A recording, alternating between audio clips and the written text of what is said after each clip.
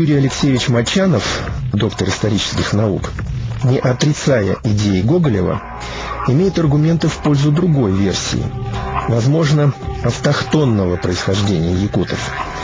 Археологический общедоступный музей Института гуманитарных исследований располагает уникальными экспонатами по истории арктических культур. Великий путешественник Врангель в 1841 году написал: «Как ощутился здесь человек? Что могло завлечь его сюда, в могилу природы? Напрасно мы будем искать решение нашего вопроса. Никакой памятник, никакое предание не говорит о том, что было прежде». И вот вам музей, который вам рассказывает, что было прежде. Оказывается, здесь люди начали жить уже около 2,5 миллиона лет назад, и даже поставлена на материалы Дерень-Куряха проблема внетропического происхождения человека, что не исключено, что Якутия входила в ареал становления, появления на Земле человека, появления разума и так далее.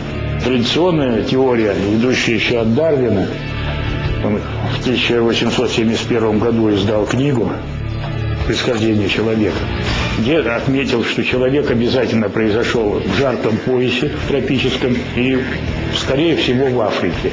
Но одновременно с Дарвином вышла работа американского ученого Мориса Вагнера о том, что человек не мог произойти в жарком поясе. Там обезьяны как живут, так до сих пор и живут, и никто из них человеком не становится. А только на севере, где вот менялась теплая погода на холодную, где человеку надо было от собирательства всяких бананов, там, ананасов и других фруктов перейти к охоте, то есть охота, где надо было огонь научиться добывать и поддерживать, где надо было одежду, значит, иметь и так далее. Вот там, действительно, если там обезьяна или обезьяна какой-то подобный, животное могло постепенно стать человеком. Но не было фактов. И в 1982 году такие факты появились на Дерень-Куряхе, это на Лене. Там вот такие вот скопления орудий, которые оставил человек, я сказал, около 2,5 миллиона лет.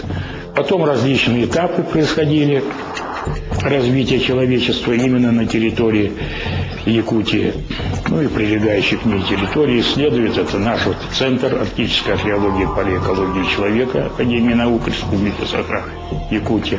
На Дерень-Куряхе найден могильник возраста 3500 лет. И вот антропологи определили, что по антропологическому типу